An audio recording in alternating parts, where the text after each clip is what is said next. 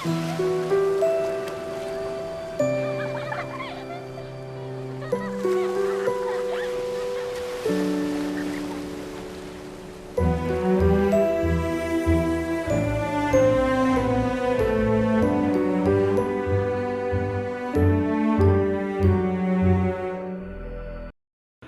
நாட்டுக்கு ஒரே ராஜா தான். நீ ராஜாவா அவன் ராஜாவா முடிவு பண்ணிக்கலாம். அதை முடிவு பண்ண ஒரே ஒரு வழி, இன்னும் ஒரே ஒரு தடவை பகடையாடுவோம். நீ தோத்தா 12 வருஷம் வனவாசம், 1 வருஷம் தலைமுறை வாழ்க்கை. அவங்க தோத்தா அதே மாதிரி தண்டனை. 13 வருஷம் முடிஞ்சதும் அவங்க நாட்டை மீட்டுக்கிட்டோம். உடனே வந்து அப்பங்கிட்ட கேட்டாங்க. அவர் என்ன சொல்ல ஓகே சொல்லுவார. அவர் ஓகேடா ஓகேன்றார். கூப்பிட்டாங்க. ஊருக்கு கிளம்பி போனவங்கள ஒரே ஒரு ஆட்டம் ஆடல வாங்கினாங்க. வந்தாங்க. கடைசியாக ஒரு முறை பகடை போட்டார்கள். நாடு நகரம் சொத்து பற்றி எல்லாம் இழந்தார்கள். வனத்துக்கு புறப்பட்டு போய் கொண்டிருக்கிறார்கள். சுத்தமாக முடிஞ்சு போச்சு. காட்டுக்கு போயிட்டுருக்காங்க. சாப்பாட்டுக்கு என்ன பண்ணுறது இப்படி கேட்டவுடனே தௌமிய முனிவர் சொன்னார், சூரிய பகவானை வேண்டி ஆதித்ய கிருதயம் அதை நீ மந்திரம் சொல்லுங்க, அட்சய பாத்திரம் கிடைக்கும். எத்தனை பேர் வேணாலும் சாப்பிடலாம், அல்லாத வந்துட்டே இருக்கும். சாப்பிட்டுட்டு ஒரு தடவை சட்டியை கவுத்தி வச்சுட்டிங்கன்னா அதுக்கப்புறம் அன்னைக்கு எடுக்கக்கூடாது. இது ஒரு சிக்கல் இருக்குண்ணா. இப்போ அங்கே அஸ்னாவரத்துக்கு துர்வாச முனிவர் போகிறாரு. விழுந்து கவனிக்கலாம். துரியோதனன் விழுந்து கவனிக்கலாம். கவனிச்சுட்டு புறப்படும்போது இந்த துர்வாசரை வச்சு நம்ம தர்மனுக்கு ஒரு சாபம் கொடுக்க வச்சா என்ன அப்படின்னு யோசனை பண்ணான். புறப்படும்போது சாமி இது அரண்மனை சாமி, இங்கே ஏகப்பட்ட வசதி இருக்குது, நான் விருந்து கொடுத்தல பெரிய விஷயம் இல்லை. எங்கள் அண்ணன் காட்டில் இருக்கிறான், அந்த காட்டில் எந்த வசதியும் கிடையாது, அங்கே கூட எங்கள் அண்ணம்மா யார் விருந்து கொடுக்க முடியாது. ஒரு நாள் நீங்கள் போய் பாருங்கள், ஒரு வெய்யத்தால் ஒரு 2 மணிக்கு மேலே போங்க. எதுக்கு அதை சொல்கிறான்னா 12 1 மணிக்கு 2 மணிக்குள்ளே சாப்பிட்டு அட்சய பார்த்து கவுத்துருவாங்க. இப்போ போனான்னா மாட்டிக்குவான்ல, அதுக்காக நீங்கள் லேட்டாக போகணும். நாடெல்லாம் சுற்றிட்டு ஒரு நாள் துர்வாச முனிவர் காட்டுக்கு போகிறார். தர்மா ஆற்றுல போய் குளிச்சு வரோம், நீ விருந்து தயார் பண்ணாங்க. தர்மனுக்கு அதிர்ச்சி, அவளுக்கு பாஞ்சாலிக்கு பேரதிர்ச்சி. என்னங்க நம்ம எல்லாம் சாப்பிட்டு முடிச்சு பாத்திரத்தை கவுத்துட்டோம், இப்போ வந்திருக்காங்களே என்ன பண்ணுறதுன்னா பக்கத்தில் சகாதம் இருந்தான். டே தம்பி என்னடா பண்ணலாண்ணா, என்ன பண்ணுறது, வழக்கமாக கிருஷ்ணனை கூப்பிட வேண்டியதேன் அப்படின்னாங்க. ஆபத் பாந்தவா கிருஷ்ணனா டக்கு நான் வந்துட்டான். அம்மா சாப்பாட்டு வேலை சாப்பிட்டு இருந்தேன், நீ கூப்பிட்டு ஒடியாந்துட்டேன், முதல்ல சாப்பாடு போட்டு சாப்பிட்டு உங்கள்கிட்ட பேசுகிறேன் அப்படின்னா. இப்போ பிரச்சனையே அதுதான்ப்பா, நாங்கள் எல்லாம் சாப்பிட்டு முடிச்சு பாத்திரத்தை கவுத்து வச்சுட்டோம், இப்போ துர்வாசனை சாப்பாடு போடுங்கிறானே. பரவாயில்ல கொஞ்சம் இருக்கிறத போட்டு சாப்பிட்டு அப்புறம் பேசுவானா. ஒன்றுமே இல்லாதான் உங்கள் கூப்பிடுங்க, நீ வேறு வம்பு பண்ணுற அப்படின்னா. ஒரு பறக்க கூட இருக்காதா அப்படின்னு போய் அந்த சட்டி எடுத்தான். பார்த்தான், ஒரே ஒரு பருக்கு ஓட்டிகிட்டு இருந்தது. பருக்கு எடுத்து வாயில் போட்டான். உலகத்தில் இருக்க சகல ஜீவராசிகளுடைய வயிறும் நிரம்பியது. ஆற்றுக்குள்ளே இறங்கும்போது பசியோடு இறங்கினான். துர்வாச முனிவர் நண்பு சீசியர் கூட இடம். தண்ணிக்குள்ளே போயிட்டு மேலே வரும்போது பசியப்பம் போய் புளியப்பம் வந்துடுச்சு. பீமன் வந்தான். விருந்தெல்லாம் ரெடியாகு சாமி போகலாமா அப்படின்னா. நேராக அங்கே வந்த தர்மனை பார்த்தான். தர்மா தேவாமிர்தம் சாப்பிட்ட மாதிரி வயிறு ரொம்ப போச்சுடா, கிருஷ்ண பரமாத்மாவை நேரில் பார்க்குற வாய்ப்பு கிடச்சதா, உன்னை டெஸ்ட் பண்ண தான் நான் வந்தான். உன் தர்மத்துக்கு முன்னாடி என் தவ ஒன்றுமே இல்லைடா, உனக்கு யாராவது தீங்கு பண்ண நினச்சாங்கன்னா அவங்க நாசமாக போயிடுவாங்க, கூண்டோ அழிஞ்சு போவாங்கன்னா. உண்டோம் உம்பர்க்கும் உதவா ஓத கடல் அமுதம், கண்டோம் முன்னால் எவ்வுலகம் காணாம் முகுந்தன் கடல் இணைகள், வண்டு ஓரிடும் தார்பேர் அறத்தின் மகனே, உன்னை அரசு என்று கொண்டோர் அல்லால் எதிர்ந்தோரில் யாரே வாழ்வார் குவலயத்தில். இப்போ என்னாச்சுன்னா 12 வருஷம் வனவாசம் இருந்து 1 வருஷம் நீங்கள் தலைமுறை வாழ்க்கை வாழ்ந்தால் கூட வாங்க அப்படி வெத்தலாக்கு வச்சு துரியோதனை பூமியை கொடுக்க மாட்டான். எப்படியும் நம்ம சண்டை போட வேண்டி வரும் அப்படின்ட்டு விசேஷ ஆயுதங்களை வாங்கலாம் அப்படின்னு என்ன பண்ணுறானுங்க. அர்ஜுனன் கிளம்புனா நம்ம காட்டில் போய் தவம் இருக்கிறான். காட்டில் தவம் இருக்கும்போது மூகாசுரன், துரியோதனை அனுப்பின மூகாசுரன் பந்தி வேஷம் எடுத்து நேராக இங்கே வர்றான். நீங்கள் அர்ஜுனனை அட்டாக் பண்ண வரும்போது அர்ஜுனை அதை பார்த்து ஒரு அம்பு விட்டான். பந்தி சாஞ்சிடுது. கிட்ட போய் பார்த்தா 2 அம்பு ஊற்றி இருக்குது. 2 அம்பு திரும்பி பார்த்தா பக்கத்தில் ஒரு வேடம் நின்று இருந்தான். நீ யாருப்பா அப்படின்னா, நான் தானே முதல்ல அம்பு போட்டேன் அப்படின்னா அர்ஜுனன். நான் போட்ட அம்பு தான் சேர்த்துது அப்படின்னா அவன் வாக்குவாதம் முடிச்சு, யோ இந்த காடே என்னோடது, தவம் பண்ணுறவன் உயிரெல்லாம் கொல்லக்கூடாதுன்னா, என்னை கொல்ல உயிரை நான் கொல்லலாம்னா இவன். இப்படி வாக்குவாதம் போது சண்டை போட ஆரம்பிச்சாங்க. திடீர்னு சண்டை போட்ட வேடம் காணாமல் போயிட்டான்.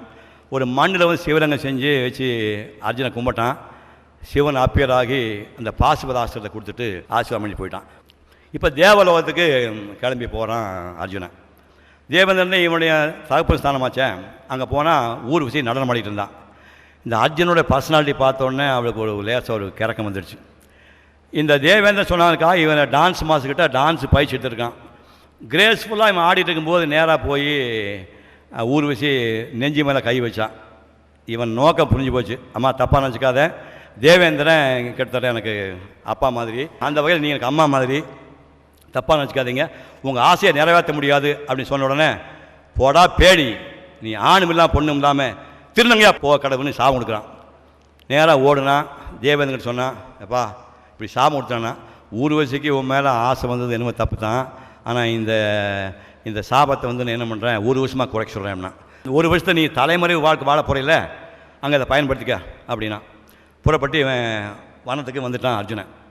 இங்கே யாக நெருப்பை கிண்டி விடக்கூடிய அரணிக்கட்டைன்னு ஒரு குச்சியை ஒரு மான் கும்பில் மாட்டி அதை எடுத்துகிட்டு ஓடுது. ஒரு பிராமணர் வந்தார், ஐயா அந்த மாதிரி அரணிக்கட்டையை வந்து மான் தூக்கிட்டு போகுது, கொஞ்சம் மீட்டு கொடுங்கண்ணா.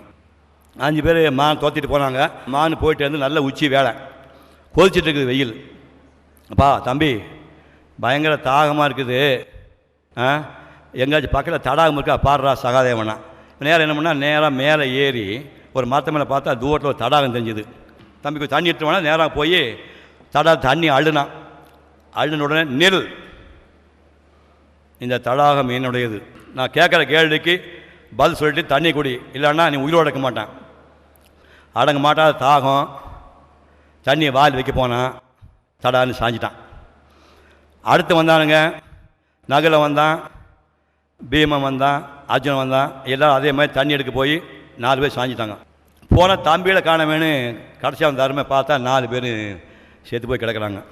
4 பேர் கட்டி அழுதான். கடைசியில் இப்போ இவன் தண்ணி எடுக்க போன நெல், தடாகம் என்னுடையது, கேட்குற கேள்விக்கு பதில் சொல்லலாம். இப்போ நம்ம ஆள் ரெடி ஆகிட்டான். பூமியை விட பொறுமையானது எது? தாய் உள்ளம். ஆகாயத்தை விட பறந்து விரிந்தது எது? தகப்பன் மனம். தூங்கும்போது கூட கண்ணை மூடாமல் இருக்கிற ஜீவராசி எது? மீன். ஊரை விட்டு தனியாக போகிறவனுக்கு உதவியாக இருக்கிறது எது? கற்றுக்கிட்ட வித்தையும் படித்த படிப்பும். சரி, உலகத்தை ஆச்சரியப்படக்கூடிய விஷயம் எதுன்னு சொல்லி பார்ப்போம் அப்படின்னு கேட்டான். எங்கள் தாத்தையும் சேர்த்து போயிட்டான், எங்கள் பாட்டி சேர்த்து போயிட்டான், எங்கள் அமைச்சு சேர்த்து போயிட்டான், அப்பச்சி சேர்த்து போயிட்டான், மாமன் போயிட்டான், அத்தையும் போயிட்டான், எங்கள் தங்கச்சியும் போயிடுச்சு, தங்கச்சியோட குழந்தையும் போயிடுச்சு. ஆனால் நான் மட்டும் என்னைக்கு சாக மாட்டேன், நிரந்தரமாக இருப்பேன்னு ஒவ்வொரு மனுஷன் நினைக்கிறானே, அதை உலகத்தையே பெரிய ஆச்சரியம். அப்படின்னா இவ்வளோ புச்சாதியாப்பா, ரொம்ப சந்தோஷம். சரி, 4 பேர் சேர்த்து கிடக்கிறாங்க. அதில் ஒரு ஆள்தான் நான் காப்பாற்றி கொடுப்பேன். யாரை காப்பாற்ற சொல்லு அப்படின்னா, நகுல சகாதேவன் யாரை ஒருத்தரை காப்பாற்றி கொடுனா. ஏன் இல்லை, குந்திக்கு 3 பசங்க, அதில் நான் உசுரோடு இருக்கிறேன், எங்கள் சித்தி பசங்க ஒருத்தியாவது இருக்க வேண்டாமா அப்படின்னா. அடாடாடா தங்கண்டா, நீ தங்கண்டான்னு 4 பேரையும் காப்பாற்றி கொடுத்தான். இந்த யட்சன்தான் தர்மதேவன். தர்மதேவனுடைய ஆசீர்வாதத்தில் பிறந்தவன் தான் இந்த தர்மன். இப்போது 12 வருஷம் வனவாசம் முடிஞ்சது. 1 வருஷம் தலைமுறை வாழ்க்கை, எங்கேயும் கண்ணில் படக்கூடாது. துரியோதனாதிகள் கண்ணில் பட்டால் பழைய வழியே 12 வருஷம் நீ காட்டுக்கு போகணும். 1 வருஷம் தலைமுறை வாழ்க்கை, எங்கே போய் ஒழிஞ்சிக்கலாம்னு யோசிக்கிறாங்க. யோசிச்சா விராட நாடு, அந்த விராட மன்ன தங்கமான மனுஷன், அவன் செங்கோல் விளையாமல் ஆட்சி பண்ணுறவன், வருஷத்துக்கு 3 தடவை மழை பெய்யும், நல்ல ஊர், அங்கே போகலாம் முடிவு பண்ணுறாங்க. விராடனுக்கு மனைவி சுதேஷ்னை, அவனுக்கு உத்தரைன்னு 2 பசங்க. அந்த சுதேஷன் ஒரு அண்ணன் இருக்கிறான், அவன் கீசகன், பயங்கர பலசாலி. இந்த விராட நாடு அவன் புஜ பலத்தில் தான் அந்த நாடு இருக்குது. இப்போ இவங்க அங்கே போகலான்னு போது என்ன மாதிரி வேஷம் போட்டுக்கலாம் அப்படின்னு யோசனை பண்ணுறாங்க. தர்மம் சொன்னால் நான் கங்கன் அப்படின்னு ஒரு வேஷம் போட்டுக்கிறேன், நான் ஜோசியம் பார்ப்பேன், சகுனம் பார்ப்பேன், பகடை ஆடுவேன், எனக்கு பகடை பிடிக்கும், அப்படியே நான் வந்து ராஜாவோட பகடை ஆடுறேன்னா. உடனே பீமன் சொன்னால் எனக்கு சமையல் வேலை ரொம்ப பிடிக்கும், அதனால் வந்து வல்லபனுங்கிற பேரில் நான் சமையல் இருக்கணும். அர்ஜுன் சொன்னால் அந்த ஒரு நான் சாபம் வாங்கிட்டு வரல, பிருகண்ணலை சாபம்னா ஆணும் இல்லாமல் பெண்ணும் இல்லாமல் ஒரு திருநங்கை வடிவம். அந்த பிருகண்ணலை வடிவம் எடுத்து டான்ஸும் பாட்டும் உத்தரை சொல்லித்தரேன் இவன் முடிவு பண்ணான். அந்த அடுத்த பையன் சொன்னால் நகரன் சொன்னால் நான் குதிரலாயத்தை பார்த்துக்கிறேன், தாமக்கிரந்தியாக இருக்கிறேன். அடுத்த தந்திரி பாலனாத்துக்கு மாட்டு தொழுத்தை பார்த்துக்கிறேன். பாஞ்சாலி சொன்னால் நான் சைரந்திரி அப்படிங்கிற வேலைக்கையாக இருந்து ராணிக்கு கூடமாக ஒத்தாசு பண்ணேன். எல்லோரும் கிளம்புனாங்க. கிளம்பி போகிறப்போ இந்த ஆயுதாஸ்திரங்கள்லாம் என்ன பண்ணுறாங்கன்னா, ஒரு மான் தோல் வச்சு பொட்டலம் கட்டி அந்த காளி கோயில் பக்கத்தில் ஒரு வன்னி மரம் இருக்குது, அந்த மரத்துக்கு அடியில் இதெல்லாத்தையும் ஒழிச்சு வச்சுட்டு இவங்க போகிறாங்க. பிளான் பண்ண முடியாது, போய் ஒவ்வொரு வேலையை செட்டில் ஆகிடுறாங்க. பிரச்சனை என்னென்னா, கீசகன் முதல்ல இந்த பாஞ்சாலி பார்க்குறான். பயங்கரமாக மயக்கமாயிட்டான்.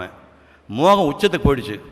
ஐயோ, இவன் மட்டும் கிடச்சான்னா இந்த உலகமே அவங்க காடையில் வச்சிடலாமே அப்படின்னு சொன்னால், தங்கச்சிக்கிட்ட சொன்னால் சுதேஷ்கிட்ட, அம்மா இந்த சைரந்திரியை மட்டும் எனக்கு மனைவியாக வந்தானா இருக்க சொத்து பத்தா எழுதி வச்சு காலடியில் எப்பவுமே கிடப்பேன் சொல்லுனா. அந்த சைரந்திரிங்கிற பாஞ்சாலி சொன்னால், எனக்கு கந்தர்கள் 5 பேர் காவல் இருக்காங்க, பெண்ட் எடுத்துருவானுங்க அப்படின்னு அவள் சொல்கிறான். என்ன பண்ணுவீங்களே தெரியாது. தங்கச்சி சொன்னால், ஒரு நாள் அவளை என்னோடய அரண்மனைக்கு அனுப்புங்கிறான். மகாராஜாவுக்கு இந்த ஒரு திராட்சை ரசம் அந்த ஜக்கு அங்கே இருக்குது, அதை போய் எடுத்துட்டான்னு சொல்லி சுதேஷன் அனுப்புகிறான். இவன் நேரம் அங்கே போனான், கீசகனுடைய அரண்மனைக்கு போனான். தடான்னு கால் விழுந்துட்டான். கால் விழுந்துட்டு, நான் அடிமைம்மா, என்னை விட்டு போயிடாதம்மா கெஞ்சினா. அவன் டே போடான்னு ஓதறனா, ஓடுனா, பின்னாடி துரத்திட்டு போனான். அங்கே வந்து ராஜ சபை நடந்துருக்குது. சபைக்குள்ளே மந்திரிமா இருக்கிறாங்க, ராஜா இருக்கிறான். அதில் போய் தடான்னு கால் தட்டி கீழே விழுந்துட்டான். கீழே வந்து அங்கேயும் போய் பலாத்காரம் பண்ணுறான். சத்தம் கேட்டு பீமன் வந்தான். பக்கத்தில் ஒரு மரம் இருந்துச்சு, அந்த மரத்தை பிடுங்க போனான்.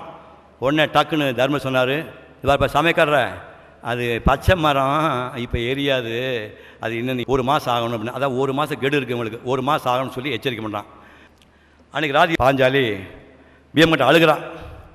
உலகத்தையே மாவீரர்கள் உங்களை பற்றி பெருமையாக சொல்கிறானுங்க, என்னடா பெரிய மாவீரர்கள், அங்கே ஒரு துச்சாதான் துணியாகத்தான் ஒருத்தன் தொடையில் வந்து உட்காருன்னு சொன்னான். அங்கே பட்ட அவமானம் போதான்னு இங்கே வந்தால் காட்டுலி ஒருத்தன் கொடுமை பண்ணிகிட்டு இருக்கிறான். நான் எதுக்கே பொண்ணாக பிறந்தேன்? பீமா, நீ உண்மையிலேயே பெரிய ஆள் மாவீரன்னு சொன்னோம்னா நாளை காலை உயிரோட அந்த கீசங்க கூட என்ன பண்ணியோ தெரியாதுண்ணா. 2 பேரும் பிளான் பண்ணாங்க. உடனே கீசங்கிட்ட பாஞ்சாலி போனேன், உங்களை எனக்கு ரொம்ப பிடிக்குங்க, இது இத்தனை பேர் கூட்டத்தில் உங்கள்கிட்ட எப்படி பேசுறதுன்னு தெரியல, ராத்திரி 12 மணிக்கு நந்தவனத்தில் ஒரு நடன அரங்கம் டான்ஸ் ஹால் இருக்குது, நீ அங்கே வந்துங்க, நம்ம ஃப்ரீயாக பேசலாம்னா. உச்சி குளிர்ந்து போச்சு கேசனுக்கு. அடாடாடாடாடாடா, பருத்தி புடவையாக காய்ச்ச மாதிரி அவ்வளோ சந்தோஷம். எப்போ ராத்திரி அப்படின்னு காத்துட்டு இருந்தான். குளித்தான், புதுசு புதுசாக ட்ரெஸ்ஸு போட்டான், பன்னீர் அத்தரை தடவிட்டான். நேராக அந்த மாளிகைக்கு போனான். அங்கே வந்து அழகான ஒரு உடை உடுத்தி சேர மாதிரி பீமன் வந்துருந்தான். காதல் வசனத்தை அள்ளி விட்டான். அப்படியே போனான், கிட்ட போய் கட்டி பிடிச்சான். நரசிம்ம அவதார் சிங்கம் மாதிரி விழுந்து பீமை எட்டி பார்த்தான், மிரண்டுட்டான். 2 பேர் அடித்து மோதினானுங்க. உச்சத்துக்கு போய் சண்டை. பீமை கீசகனை அடித்து துவைச்சி காயப்போட்டான். இப்போ பாஞ்சாலி என்னம்னா நைஸாக ஓடி போய் அரண்மனையில் படுத்துக்கிட்டான். ஊருக்குள்ளே என்ன சொன்னாங்க, இந்த சைரந்திரிங்களோட வேலைக்காரர் இருக்கல, அவங்ககிட்ட கீசகன் ஏதோ சில்மிஷம் பண்ணியிருக்கிறான், அந்த 5 கந்தவர்களை அடித்து துவைச்சி காயப்போட்டாங்கன்னு ஊருக்குள்ளே பேசிக்கிறாங்க. இப்போது கீசகன் செத்து போயிட்டான் அப்படிங்கிற விஷயம் அசுனாவது கெட்டுது. உலகத்தில் மிகப்பெரிய வீரர்களில் பீமன் கீசன் 2 பேர் ஈக்குவலாக பலசாலி. இவன் பெரிய ஆள், அவன் பெரிய ஆள், 2 பேர் ஈக்குவலாக பெரிய ஆள். கீசகனை ஒருத்தன் அடித்து கொண்டு இருக்கான்னா சத்தியமாக அது பீமனாக தான் இருக்கும். அப்போ இந்த கோஷ்டி 5 பேர் அங்கே தான் இருக்காங்க, புறப்படுங்க, இன்னும் 1 மாதம் டைம் இருக்குது, இப்போ நம்ம போய் பார்த்துட்டோம்னா மீண்டும் 12 வருஷம் காட்டுக்கு அனுப்பலாம்ட்டு திட்டம் போட்டு போகிறாங்க. போகும்போது துரோணாச்சாரியார், பீஷ்மர், கர்ணன் எல்லாத்தையும் கூட்டிகிட்டு போகலான்னு போகிறான். போகிறதுக்கு என்ன சொல்கிறான், ஒன்றும் இல்லை, இந்த நாட்டில் எவ்வளோ பசுக்கள் இருக்கோ அந்த பசுக்கள்லாம் கணக்கில் போகிறோன்னு திருராசன் சொல்லிவிட்டு அவன் கிளம்பி போகிறாங்க. இங்கே தென் திசை பகுதியில் சுசர்மான ஒருத்தர் என்ன பண்ணால் படையெடுத்துட்டு போய் மாடுகளாக விரட்டுறான். அப்போ இந்த விராட மன்னனுக்கு தகவல் கிடைக்குது. விராட மன்னன், தர்ம, பீம, நகுல சகாதமன் எல்லாம் கூட போய் அந்த சுசர்மாவை பீமை அடித்து நொறுக்கிட்டு அந்த மாட்டை மீட்டிட்டு வரான். இதுக்குள்ளே வடபகுதியிலிருந்து துரோணாச்சாரியார், பீஷ்மர், துரியோதனன் படை வருது. இந்த செய்தி வந்து ஒற்றன் மூலமாக அரண்மனைக்கு வருது. இப்போ விராடனை இங்கே இருக்கிறான். உத்தரன் ஒரு 14-15 வயசு பையன், அவங்ககிட்ட போய் இந்த மாதிரி அந்த பக்கத்தில் படம் வருது, பீஷ்மர் துரோணர் படம் வருதுன்னு, நான் பார்த்துக்கிறேன், நான் சிங்கம் அப்படின்ட்டு பையன் வேகமாக போனான். அறியாத பையன். உடனே பாஞ்சாலி சொன்னான், இது மாதிரி அர்ஜுனங்கிட்ட பயிற்சி எடுத்தவன் பிறகுனால பிரமாண ஆள், துணைக்கு கூட்டிகிட்டு போக சொல்லுங்கள், பாதுகாப்பாக இருக்கும்னா. உடனே கூட அனுப்புகிறாங்க. நேராக அர்ஜுனன் தேர் ஓட்டுறான், உத்தரன் தேரில் இருக்கான். நேராக போயிட்டே இருக்குது. பார்த்தா கடல் மாதிரி படையை பார்த்தோன்னா உத்தரன் நடுங்கிட்டான். என் வாழ்க்கையிலேயே நான் யுத்தம் பண்ணதில்லை, இப்படி படையை பார்த்து திரும்பி ஓடுறான். அவன் ஓடுற பையனை போய் அர்ஜுனன் துரத்திட்டு போய் பிடிச்சி தூக்கி தோளில் வச்சுட்டு வந்து தேரில் வச்சு நேராக கூட்டிகிட்டு போகிறான். அந்த வன்னி மரத்தடியில் இந்த மறைச்சி வச்சுருக்கிற ஆயுதங்கள்லாம் பிரித்து காட்டுறான். பிரித்து காட்டினா ஒவ்வொன்றா பார்க்குறாங்க. இவ்வளவு கம்பீரமான ஆயுதங்களாக இருக்கேன், ஐயோ உண்மையை சொல்லியா, நீங்களாம் யார் அப்படின்னா, நான் தான் அர்ஜுனன் அப்படின்னா. மிரண்டுட்டான் அந்த பையன். ஐயோ அப்போ அந்த 5 பேர் எல்லாம் எங்கள் அண்ணன்மார் தானா, சரி வா போடலாம்னு இந்த பையனை கூட்டிகிட்டு நேராக வந்தான். ஒரு அம்பை விட்டான், பீஷ்ம தலையை சுற்றிட்டு போச்சு ஒரு அம்பு, இன்னொரு அம்பு காலில் குத்திச்சு, பீஷ்மம் புரிஞ்சு போச்சு, சிக்னல் நம்ம பையன்தான். அந்த அம்போட வேகத்தை பார்த்தோன்னே துரியோதனு சகுனி கண்டிப்பாக இது அர்ஜுனோட அம்பு தான், நம்ம பார்த்தாச்சு, கெடு முடியறதுக்குள்ளேயே பார்த்தாச்சு, இனிமேல் மீண்டும் 12 வருஷம் காட்டுக்கு தான் அப்படின்னு கத்துறாங்க.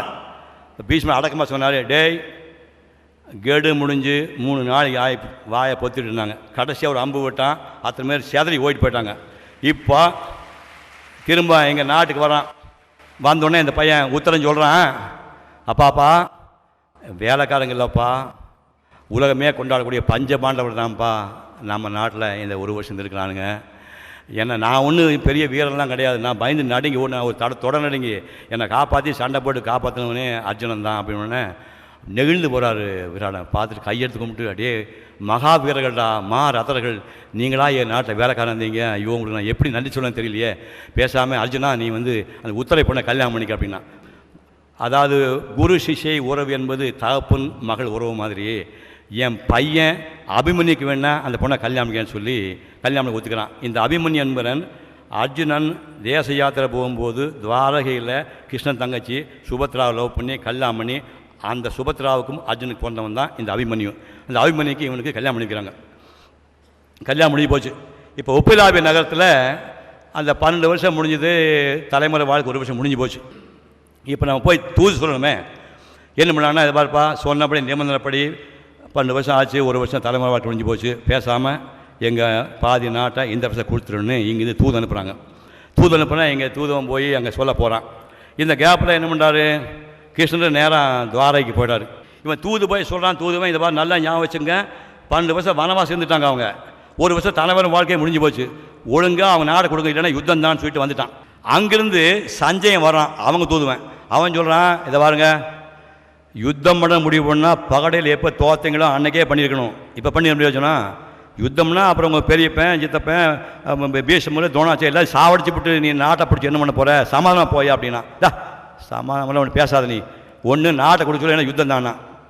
இப்போது யுத்தத்துக்கு படை சேர்க்கறதுக்காக அங்கே துவாரகைக்கு துரியோதனன் முன்னாடி போகிறான். கிருஷ்ண பரமாத்மா தூங்கிட்டு இருக்கிறாரு. துரியோதனன் என்ன போய் சரி தூங்கி எழுந்துன்னு சொல்லிட்டு பின்னாடி தலைமாட்டில் போய் உட்காந்துருந்தான். கிருஷ்ணன் தூங்கல, அவன் திருடன் தானே, அப்படியே பார்த்தா நம்ம பையன் என்ன காணாமே அப்படி யோசனை பண்ணால் ஒரு 5வது நிமிஷத்தில் அர்ஜுனன் வந்தான். அடடே அர்ஜுனா வாடா வாடா, இப்போ தான் வரையா அப்படின்னா, ஏய் நான் அப்போவே வந்துட்டேன்பா, நான் தலைமாட்டுக்கு உட்காந்து. ஓ நீ இங்கே உட்காந்துருக்கியா, நீ எனக்கு எப்படி தெரியும், நான் இப்போ தான் நான் பார்க்குறேன். அவனை சரி சரி நான் முன்னாடி வந்துட்டேன், அது இருந்துட்டு போட்டேன். 2 பேரில் அர்ஜுனன் சின்ன பையன் இல்லையா, அவனை தான் முதல்ல கேட்கணும், என்னப்பா உனக்கு என்னப்பா வேணும். ஒரு விஷயம் புரிஞ்சுக்க, 2 சாய்ஸ். ஒன்று சண்டையே போடாத வெறு கிருஷ்ணன் ஒரு பக்கம், யானைப்பட குதிரைப்பட காலாப்பட எல்லாம் ஒரு பக்கம், இது எது வேணும் சொல்கிறா அப்படின்னு அர்ஜுனன் கேட்டோடனே அவன் பாருங்க, ஒரு பையன் யானைப்பட குதிரைப்பட காலாப்பட யாருக்கு வேணும், சண்டை போடாத கிருஷ்ணன் ஒரு ஆள் போதும்ட்டாவன். உடனே துரியோதனன் சொன்னா, அட பைத்தியார பயில அவன் என்னடா பண்ண போறா வெறு கிருஷ்ணன், எனக்கு யானைப்பட குதிரைப்பட காலாப்பட எல்லாம் வேணும் அப்படின்னு வாங்கிட்டு நேராக இங்கே வந்தான். பீஷ்மர்கிட்ட போய் சொன்னால், தாத்தையா அந்த முட்டாள் அர்ஜுனை எனக்கு சண்டை போடா கிருஷ்ணன் போதும்ட்டான், நான் யானைப்பட குதிரைப்பட காலாப்பட எல்லாம் வாங்கிட்டு வந்தேன். அட மடையா ஒரு கிருஷ்ணனுக்கு ஈக்குவலாக உலகத்தில் எதுவுமே கிடையாதுல அப்படின்னா. இப்போ கிருஷ்ணன் ஒப்பிலாவி நகரத்துக்கு கிருஷ்ணன் வந்துட்டான். வந்தோடனே நடந்த விஷயத்தில் சொன்னாங்க, சமாதானம் அனுப்புனப்பா, ஒன்றும் செட் ஆகலைப்பா, ஒன்றுமே பண்ண முடியாது, யுத்தம்னு போயிடுதுன்னா நீ என்ன கடைசியாக நீ சமாதானம் போன. இப்போ நம்மால் கிருஷ்ணன் சொல்கிறான், பாதி ராஜ்யம் கொடு என்று கேட்டால் பாதி ராஜ்யம் போர் இல்லாமல் கொடுக்க மாட்டேன் அப்படிமா. சரி போயிட்டு போதும், 5 ஊராவது கொடுக்க சொல்லலாம், 5 ஊரும் போர் இல்லாமல் கொடுக்க மாட்டானா. அட 5 வீடாவது கொடுக்க சொல்லலாம், 5 வீடும் போர் இல்லாமல் கொடுக்க மாட்டேன். ஏன்னா எப்படி பார்த்தாலும் போர் தவிர்க்கத்தாண்டா நான் இத்தனை பாடுபட்டேன், பழையபடி போருக்கு அனுப்புறீங்களாடா. சரி கிருஷ்ணா நீ ஏதோ பண்ணி சமாதானம் பண்ணி சண்டையை தவிர்த்து போயிட்டு வா அப்படின்னா. கிருஷ்ணன் கிளம்பி அங்கே போகிறான்.